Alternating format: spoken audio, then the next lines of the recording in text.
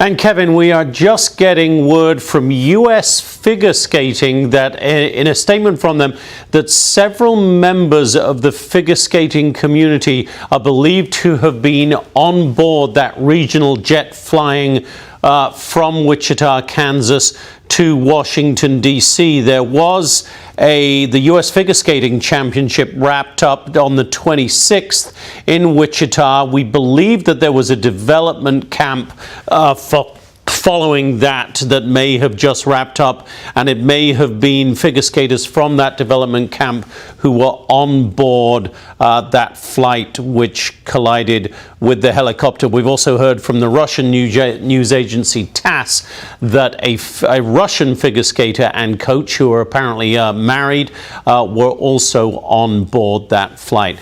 Joining us now, Lieutenant Colonel Darren Gaub, who is a former Army battalion commander and Black Hawk pilot.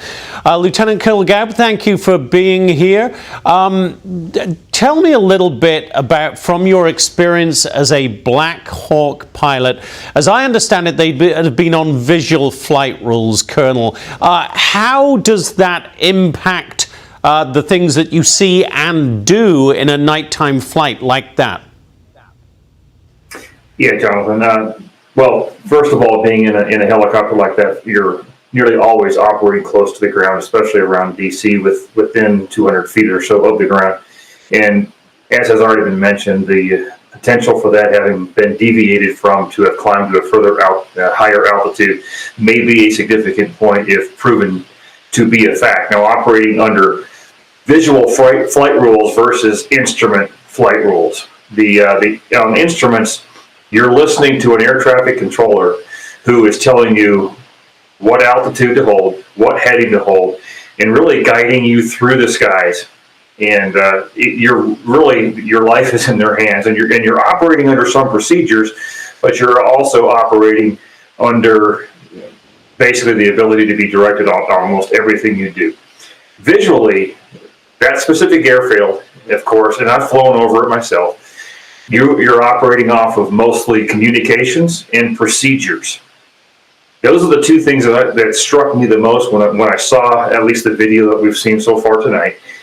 And there's much more we don't know, but they're restricted to a certain space, vertically, horizontally, altitudes, all these things, these corridors that are built. You have to stay within those, and they're built for a specific reason to create the separation. But because aviation is a human endeavor, and you're relying on the pilots of this aircraft to be able to be disciplined in their airmanship enough to adhere to those procedures. The ability to go from 200 feet to 350 feet, if for some reason you've stopped paying attention even for a few seconds, it is pretty easy to do.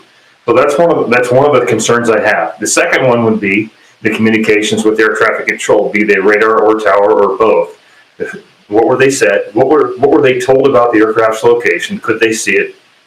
And what did the fixed wing say as well? Was there something wrong in there? Don't know yet. That remains to be seen. But it's critical to note that this aircraft, the Black Hawk, the Lima model Black Hawk specifically, does not have your standard voice recorder black box that people are used to hearing about. You're going to have to rely on the external recordings of the tower air traffic control and the videos that you've seen taken from various cameras around DC to piece together some of that. We're running out of time here. Let me ask you this quickly. Do we read anything into the fact that this was a training flight? Does that mean that you've got a brand new pilot in there? Does it mean that you've got an experienced pilot training new things, or could it mean absolutely anything? It could mean anything. It could be an inexperience problem. It could be something that we're not even tracking. And I believe that's an answer that is going to have to come from the DoD investigation into the actual experience level and all the things that they would do to dig into the entire flight profile all the way back to the pre-launch procedures that are normally adhered to. So right now I wouldn't read too much into that yet. Okay. Colonel, we got to wrap it up there for this hour. Thank you so much for all your expertise.